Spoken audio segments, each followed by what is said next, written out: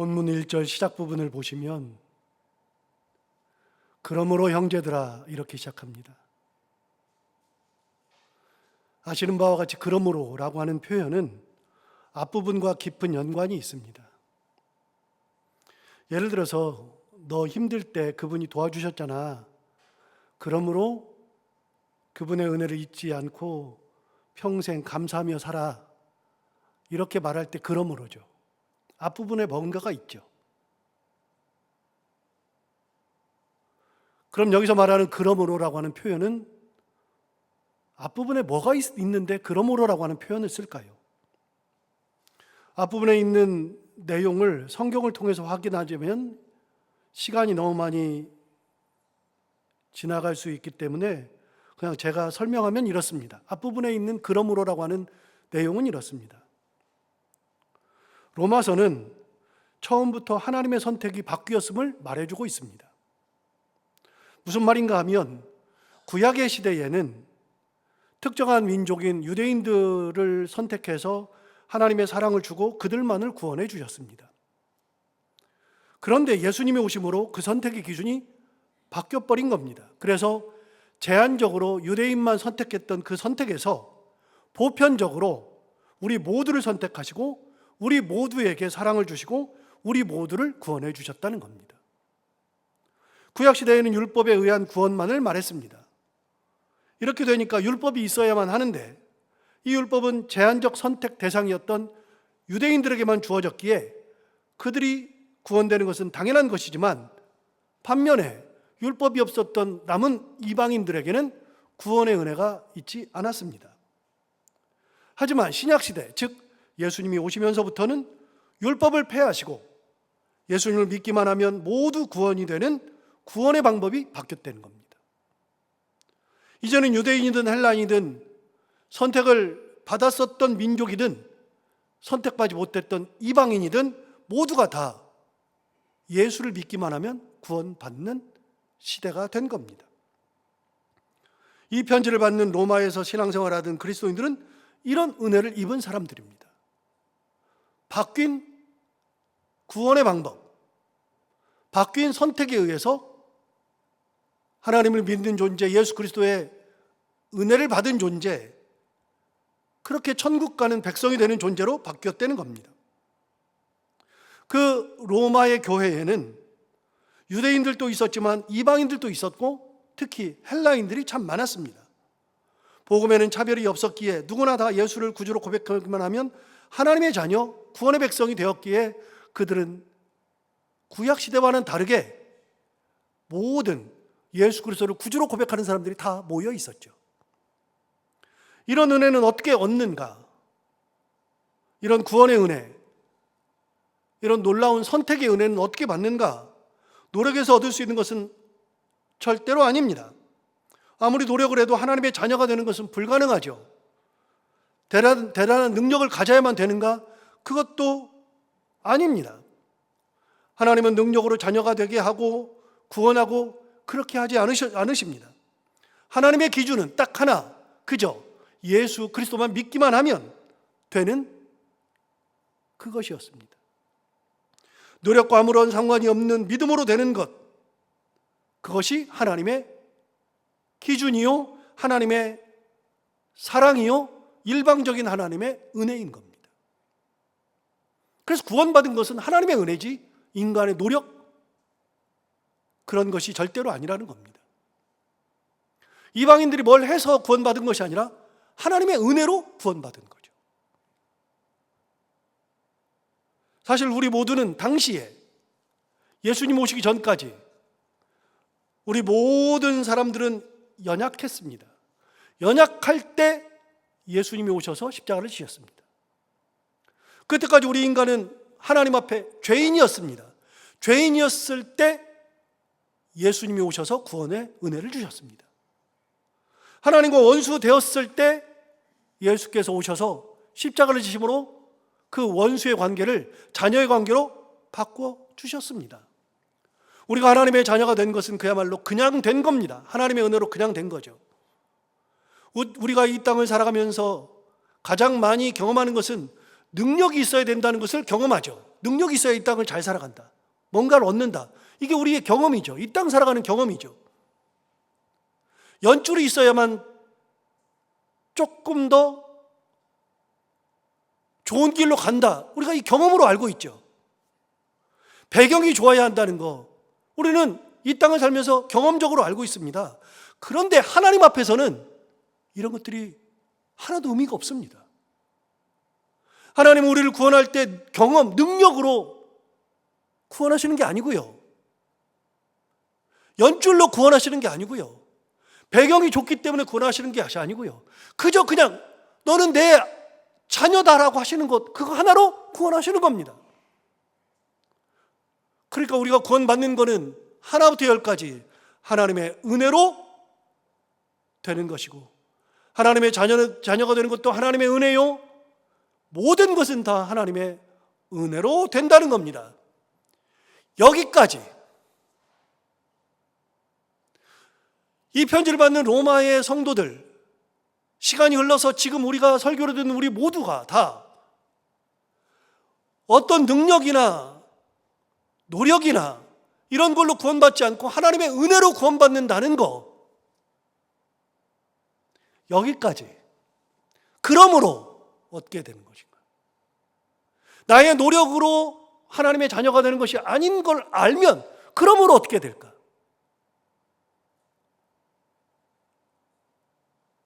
그러므로 하면서 오늘 본문이 시작하는 겁니다. 그러면 이걸 기준으로 두고 1절을 다시 한번 읽어보면 이렇습니다. 그러므로 형제들아, 내가 하나님의 모든 자비하심으로 너희를 권하노니 너희 몸을 하나님이 기뻐하시는 거룩한 산 제물로 드리라. 이는 너희가 드릴 영적 예배니라 그랬습니다. 사도 바울이 생각할 때 로마에서 이 편지를 읽는 모든 이들이 하나님의 은혜를 입은 자들이라 그러면, 하나님의 은혜를 입었기 때문에 가장 먼저 생각해야 되는 건 뭐냐? 너희가 그렇게 구원받았으니 너희 몸을 하나님이 기뻐하시는 거룩한 산 제물로 드리는 것이 마땅하다.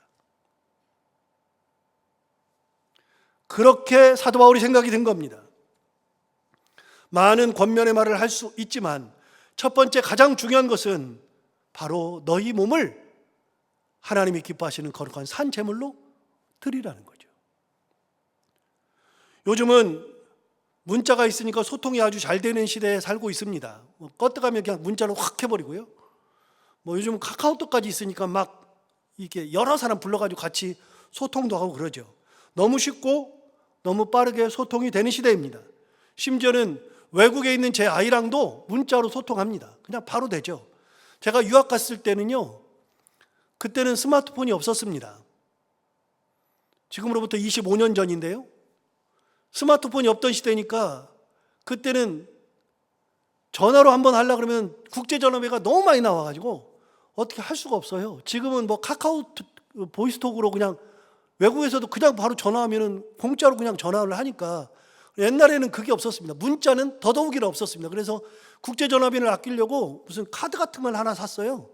그 카드 보면 핀 넘버를 넣으라 그래요. 그래서 핀 넘버를 넣으면 막 거기 써 있는 게 있어요. 한 12자리 숫자 막 1786 이렇게 막 해가지고 12자리를 다 넣어요. 그 다음에 거기서 시키는 대로 다 해야 돼요. 다 해가지고 하면은 겨우겨우 전화가 걸립니다.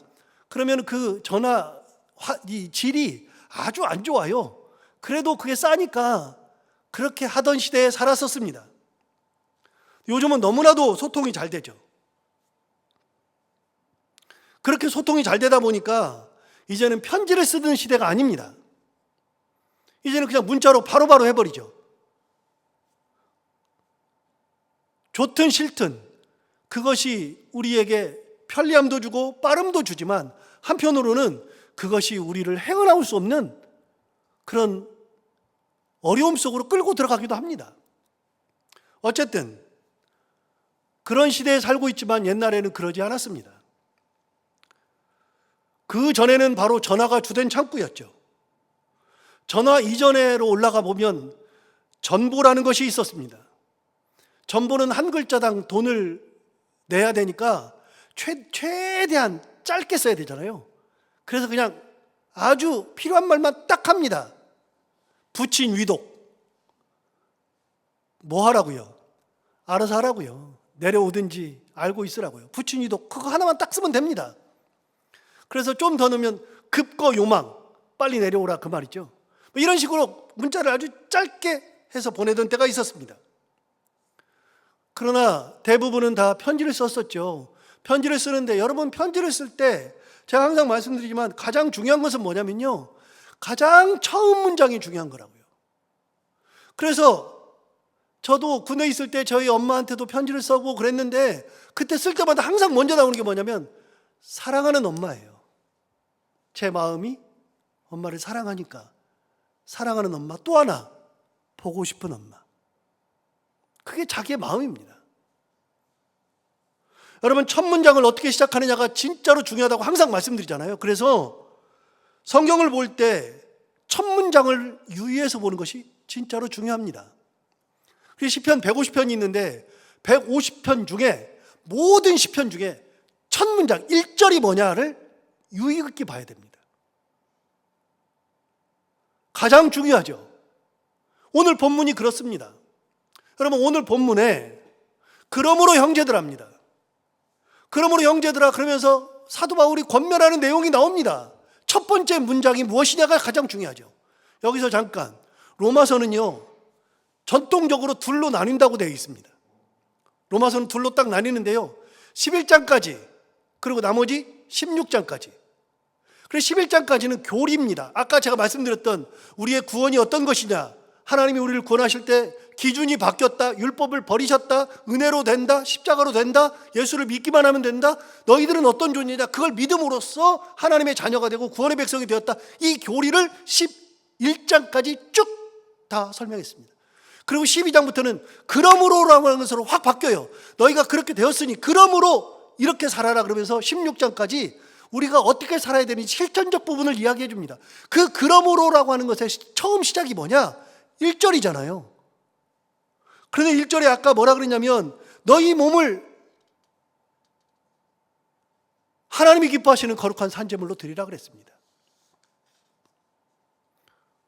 그래서 너희 몸을 하나님이 기뻐하시는 거룩한 산제물로 드리라고 했다는 것을 기억해야 됩니다. 사도 바울은 이게 가장 중요한 겁니다. 여러분, 구약시대는 제사의 시대였죠. 제사에서 가장 중요한 것은 제물이었습니다. 그렇다면 어떤 제물을 드려야 하는가? 구약시대는 제사가 중요했고 제물을 드리는데 제물을 어떤 걸 드려야 되는가? 그 기준이 뭔가? 여러분, 제물은 반드시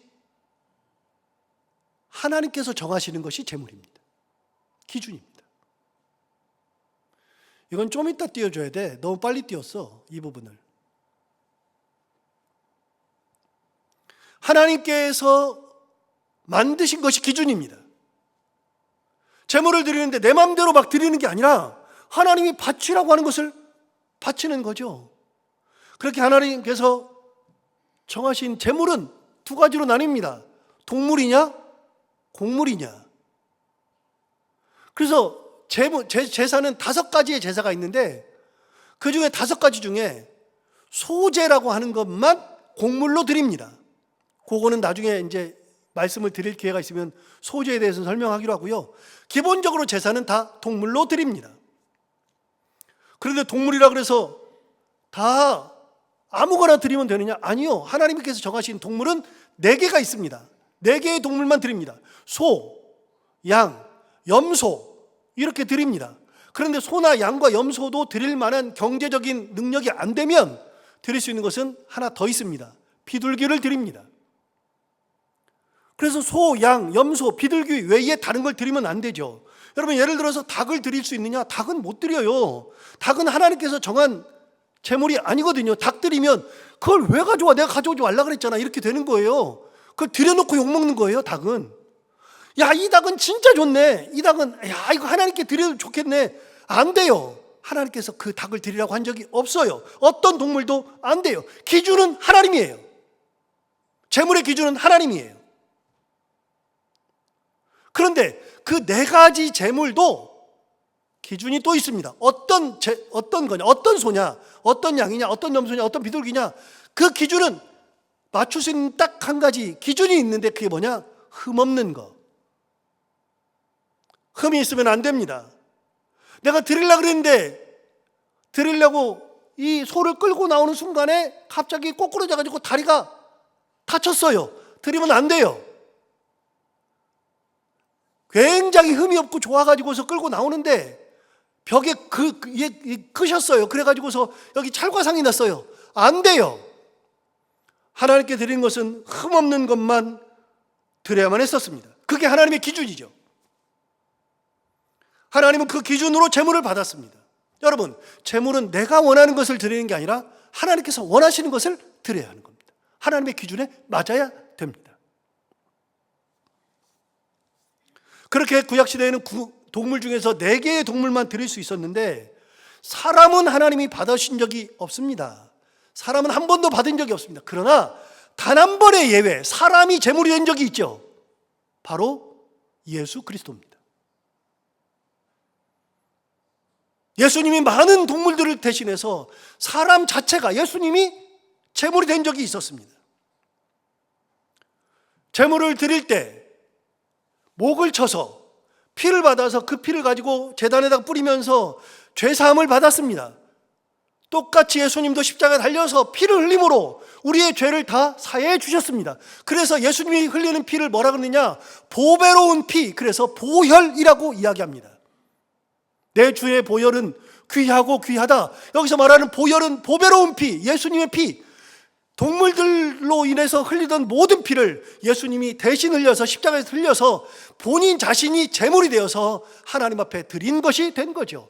그래서 예수님이 한 번 드림으로, 단 한 번, 성경에 나옵니다. 단번에 한 번의 드림으로 이제 모든 동물의 피를 흘리면서 드렸던 제사를 다 폐하시고 예수님을, 그 예수님, 피 흘리신 예수님을 믿기만 하면 구원받는 존재가 되었죠. 그래서 우리는 이렇게 2000년 넘는 동안에 예수님 이후에 단 한 번도 교회에서 동물을 잡아본 적이 없습니다. 더 이상은 잡을 필요가 없죠. 예수님이 피를 흘려 주셨으니까요.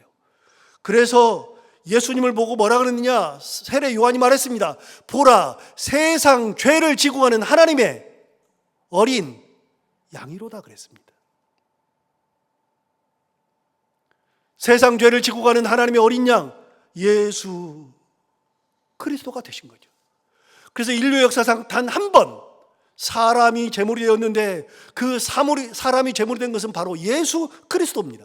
그 이후에도 하나님은 우리를, 사람을 죽여서 제물로 받은 적이 없어요. 한 번도 받은 적이 없어요. 그런데 사도 바울이 말합니다. 너희 몸을 하나님이 기뻐하시는 거룩한 산 제물로 드리라. 너희가 값없이 은혜를 받았으니, 예수님이 십자가에 달려서 죽는 몸을 들여서 우리를 사랑해서 우리를 구원하신 은혜를 받았으니 너희도 너희 몸을 하나님 앞에 드리라. 너희 몸을 하나님이 기뻐하시는 거룩한 산 제물로 드리라. 여러분, 산 제물이라고 하는 것이 중요한 겁니다. 산 제물은 뭐예요? 죽은 제물이 아니에요. 목을 치고 죽이고 예수님처럼 십자가에 달려서 돌아가시고 그런 제물이 아니고, 우리는 살아는 있지만 우리 자신이 뭐가 되라고요? 제물이 되라고요. 우리 자신 보고 스스로 하나님 앞에 제물이 되라는 겁니다.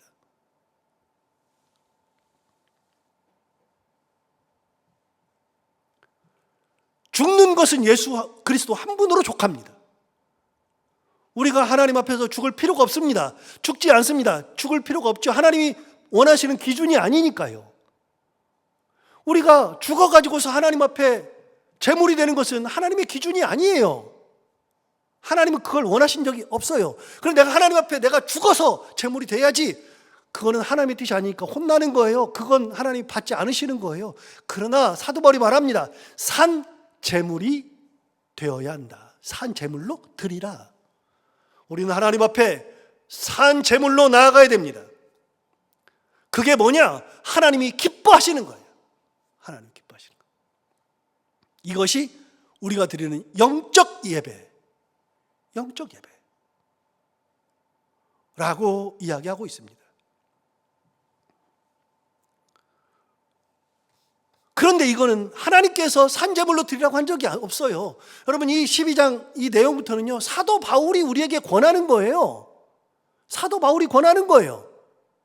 근데 사도 바울이 뭐라고 권하냐면, 야, 너희들 우리 은혜 받았잖아. 우리 은혜로 구원받았잖아. 하나님께서 우리 이방인들을 우리가 구원하셨잖아. 그러니까 우리가 하나님 앞에 드릴 수 있는 것은 뭐야? 우리가 드릴 수 있는 것은 우리 몸을 하나님께서 기뻐하시는 거룩한 산 제물로 드리는 거, 이게 우리가 해야 될 거 아니냐? 그러면서 사도 바울이 우리에게 얘기하는 거지 하나님이 우리에게 이야기하신 것이 아니에요. 그 은혜를 기억하는 사도 바울이 우리 그렇게 하면 좋겠다. 그러나 하나님의 기준은 죽는 것이 아니니까, 살아있는 거니까, 살아있는 채로 살아있는 나 자신을 제물로 드리리라. 그렇게 권면하고 있는 겁니다. 그런데 그의 권면은 강제성이 아니에요.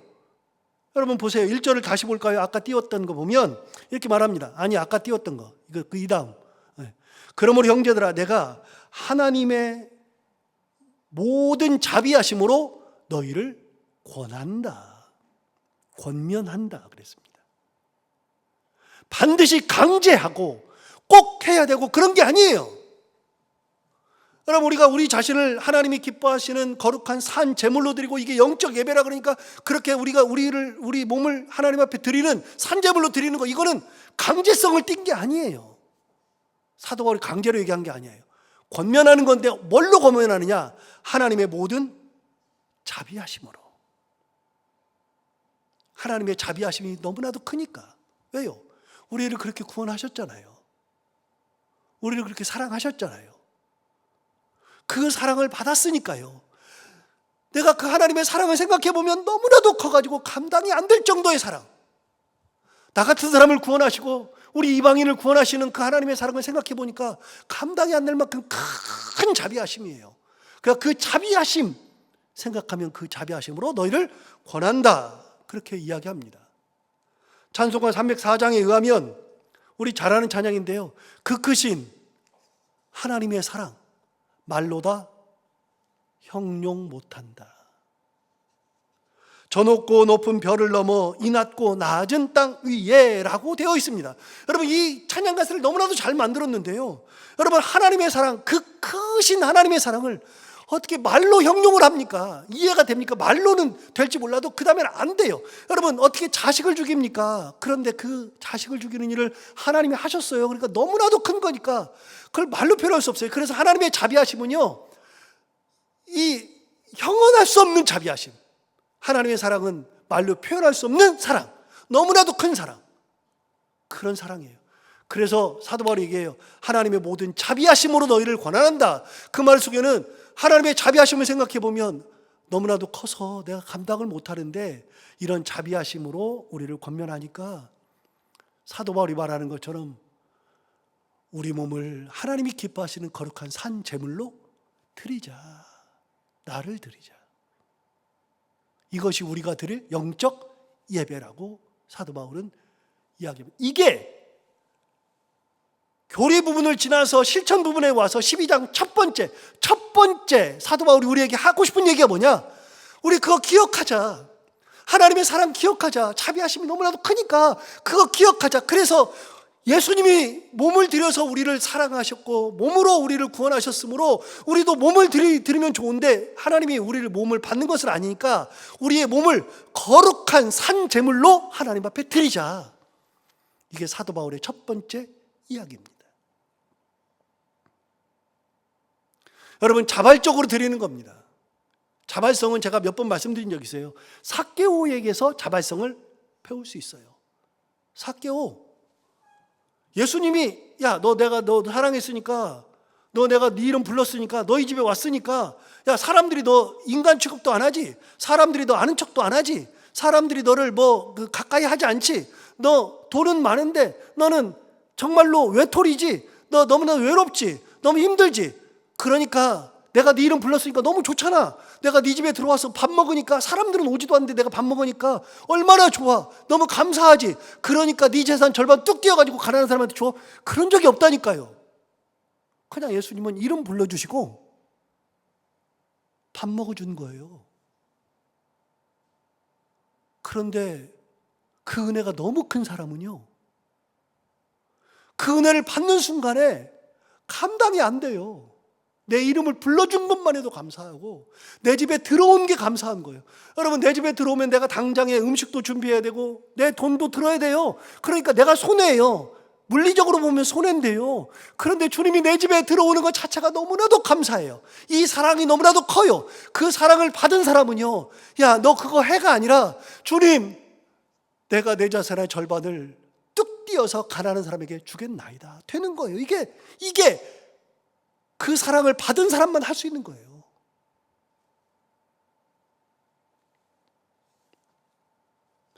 다윗처럼 그렇게 하는 겁니다. 다윗이 왕이 되었는데도, 지난주에 설교했잖아요. 왕이 되었어도 왕이 중요한 게 아니에요. 내가 언제 하나님이 나를 부르셨나 가만히 보니까요, 하나님이 내가 목동일 때 나를 불렀어요. 내가 뭐라고요? 나를 불러가지고 나한테 왕을 삼아주셨어요.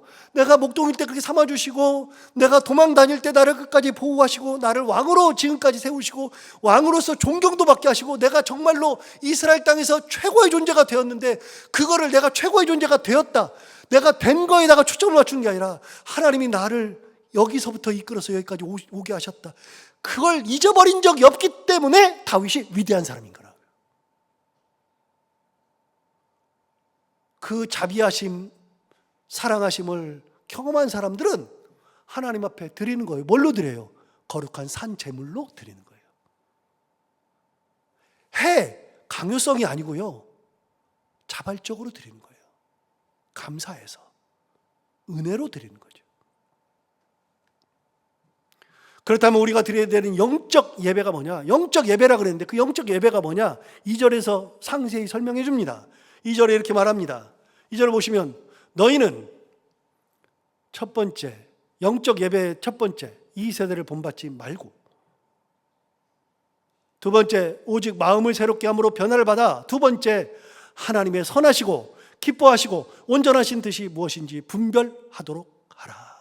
영적 예배, 우리가 드리는 산제사로 드리는 우리의 영적 예배가 뭐냐면, 산제물로 드리는 영적 예배는 첫 번째는요, 세대를 본받지 않는 거, 이 세대를 본받지 않는 거. 두 번째는 하나님의 뜻이 무엇인지를 분별하는 믿음을 갖는 거. 자, 그러면 여러분, 이 세대를 본받지 말라고 하는 것에는 어떤 의미가 있을까요? 이 세대를 본받지 말래요. 사람은요, 자기 형편에 따라서 본받는 게 있어요. 맹모삼천주교라고 옛날 전환시대의 학자였던 유항이라고 하는 사람이 그 지은 열려전이라는 책에 나오는 게 맹모삼천지교예요. 책에 나오는 거예요, 열려전에.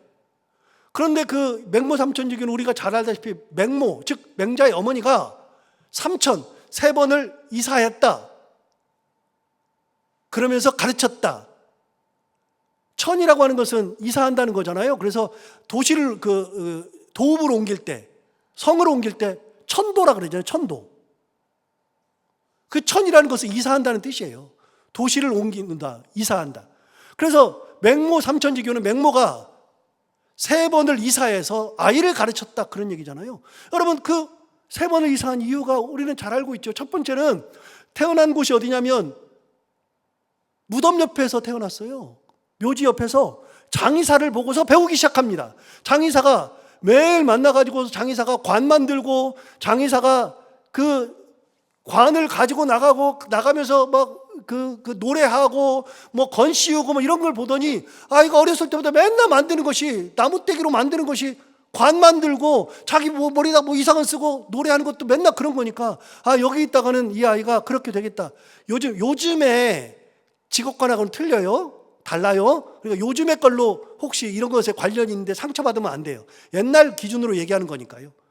그런데 그렇게 하니까 여기서는 안 되겠다, 교육이 안 좋겠다, 아이가 맨날 보는 것이 그런 거니까요. 결국은 어떻게 됐어요? 이사했어요. 이사해가지고서 시장 곁으로 갔더니 시장에서 사람들이 모여가지고 싸우고 있고, 뭐 장돌뱅이들을 하는 것들을 보고 그러다 보니까 이 아이가 자동적으로 맨날 싸우고 글 공부는 하지 않고 이상한 것만 하고 있으니까, 여기도 아니다. 그래서 세 번째로 또 이사 간 곳이 서당 옆으로 이사 갔다 그러잖아요.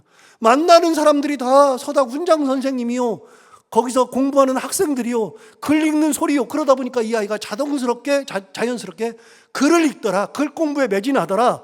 그래서 맹모삼천주교, 어디에 사느냐, 무엇을 보느냐, 누구를 만나느냐, 어떤 사상을 본받느냐, 그게 맹모삼천주교잖아요. 사람은요, 자기의 처지에 맞게끔 그렇게 달라져요. 보는 것에 의해서 달라진다고요. 당연한 거 아니겠어요? 실제 그러는 것 같아요. 여러분, 가만히 보세요. 우리가 대물림이라는 것을 하는데요, 자연스럽게 기술이나 삶이 대물림되는데, 옛날 과거에는요 아버지의 그 일을 그대로 받았어요. 그거는 뭐 자기 신분을 바꿀 수가 없었던 시대니까요. 그래서 자기 아버지 삶을 그대로 받았어요. 직업을 그대로 받았죠. 근데 요즘 시대에도요 비슷해요. 그렇게 되는 것 같아요. 뭐 요즘은 완전히 그런 건 아니고요, 어느 정도 그런 것 같아요. 희한하게 아버지의 직업이 무엇이냐에 따라서 달라져요. 뭐 다른 직업 예를 들을 건 없고요, 그냥 우리 목회자의 경우를 보면요, 부목사인 우리 양 목사도 아버지가 목사님이에요. 자연스럽게 어렸을 때부터 아버지가 목회하는 걸 보니까요. 새로 보면 원전도사도 아버지가 홍제동에서 목사님 하세요. 자연스럽게 그렇게 돼요. 우리 임전사는 사모가 목사 딸이에요. 자연스럽게 돼요. 저는요 아이들 태어날 때부터 단 한 번도 내 아이는 목사를 만들겠다는 생각을 해본 적이 없어요. 진짜로 해본 적이 없어요. 그리고 어떻게든 안 시켜야 되겠다고 생각했어요. 그래 큰아이가 목회한다 그럴 때, 자기 신학대학 들어간다 그럴 때 안 된다 그랬어요. 3가지 이유를 들어서 안 된다 그랬어요. 진짜 그래서 막았어요. 그런데 눈 떠보니까 둘째 아들이 지금 신학대학을 다니고 있어요. 그렇게 안 시키려고 그랬는데 눈 떠보니까 신학대학을 다니고 있어요. 그런데 보니까 그렇게 돼요.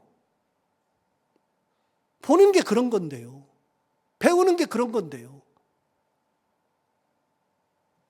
여러분, 사람들은요 자연스럽게 누구를 만나느냐, 뭘 보느냐, 뭘 듣느냐가 중요한 거예요. 진짜로 중요해요.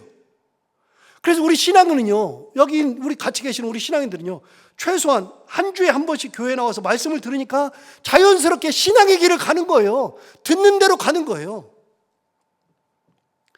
말씀을 듣다가 예수님을 계속 들으니까 예수님처럼 살라 그래요. 어떻게 똑같이 살아요? 못 살아요. 예수님처럼 절대로 못 살아요. 희생 안 돼요. 그러나 우리는 희생하려고 노력해요. 우리는 예수님처럼 나누지 못해요. 그러나 우리는 예수님처럼 나누려고 노력해요. 여러분, 우리는 완전히 기도하지 못해요. 그러나 예수님을 본받아서 기도의 길을 가려고 노력해요. 다른 사람을 세워주려고 노력해요. 조금씩 변화돼요. 그걸 뭐라 그래요? 영화로 기독교 용어로 뭐라 그래요? 성화라 그래요. 성화. 점점 거룩하게 돼가는 거예요.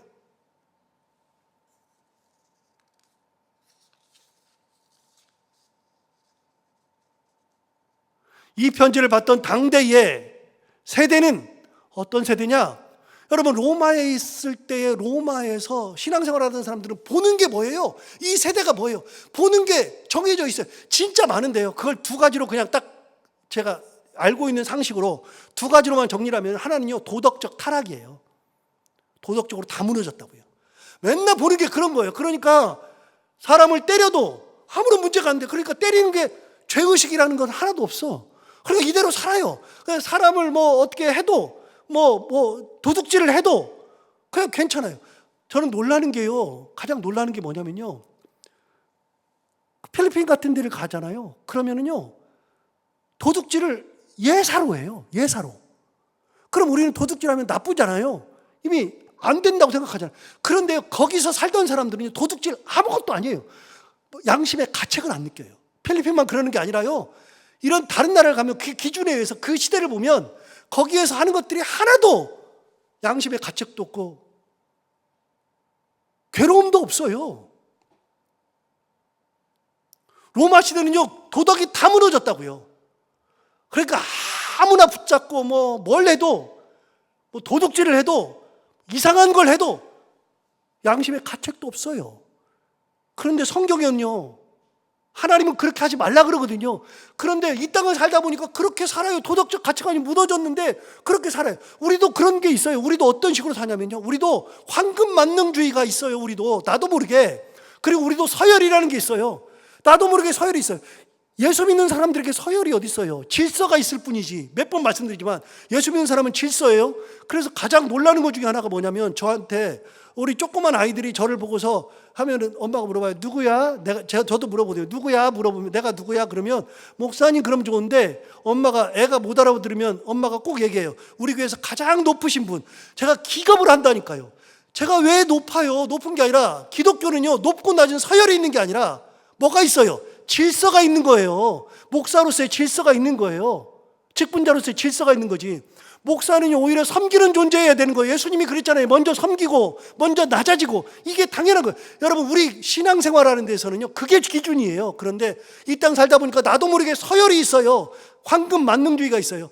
그게 자연스럽게 이곳에도 들어와요. 자연스럽게 경제력이 중요하고 직위가 중요하고 세상에서 성공이 중요하고, 우리 다 그렇게 살잖아요. 아니라니까요. 하나님 보실 때는 그게 아니라니까요. 그런데 나도 모르게 그렇게 살아요. 우리도 그렇게 살아요. 그런데 로마 시대에 이 성도들은요, 훨씬 더 심했어요. 훨씬 더. 사람을 함부로 대했어요. 사람을. 죽여도 괜찮았고요.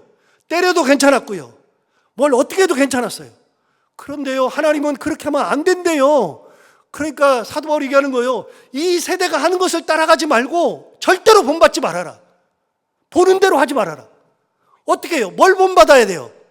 하나님을 본받고 예수 그리스도를 본받아야 되죠. 예수 그리스도의 희생을 본받고, 사랑을 본받고, 낮아짐을 본받고, 섬김을 본받고, 함께함을 본받고, 이게 예수 믿는 삶이지. 이 세대 구원받은 자로서 구원의 은혜를 받았으므로, 예수를 받았으므로 예수의 삶을 살아가야 되는 것인데, 이 세대를 본받으면 안 된다. 철칙이에요. 정확히 중요한 거예요. 오늘 사는 우리도 똑같아요. 교회를 세상적 가치관이 지배하면 안 되는 거예요. 신앙생활 하는데 세상적인 가치관으로 신앙생활하면 안 되는 거예요. 뭘로 신앙생활 하는 것이냐? 하나님의 말씀으로, 하나님의 사랑으로, 예수 그리스도의 섬김으로, 예수 그리스도의 희생으로, 그걸로 신앙생활 하는 거예요. 이 땅의 가치관으로 하는 게 아니에요. 근데 설교하면서도 제가 좀 죄송하기도 하고 그런 게 있어요. 뭐가 있냐면, 그분은 제 설교도 안 들을 거고 뭐 인터넷에 뜬 것도 안 보실 거니까, 우리 교회 가끔 나오시는 분 중에 몇 분들이 있어요. 그런데 냄새나고 막 더럽게 하고 오시는 분이 있어요. 그럼 그분은 있으면 그분이랑 같이 하고, 제가 지나가면서도 가끔 인사하거든요. 그러면 제가 그분 보면서 요즘 어떻게 사세요? 뭐 하나님의 사랑 뭐 이런 게 해야 되는데 인사만 하고 빨리 가요.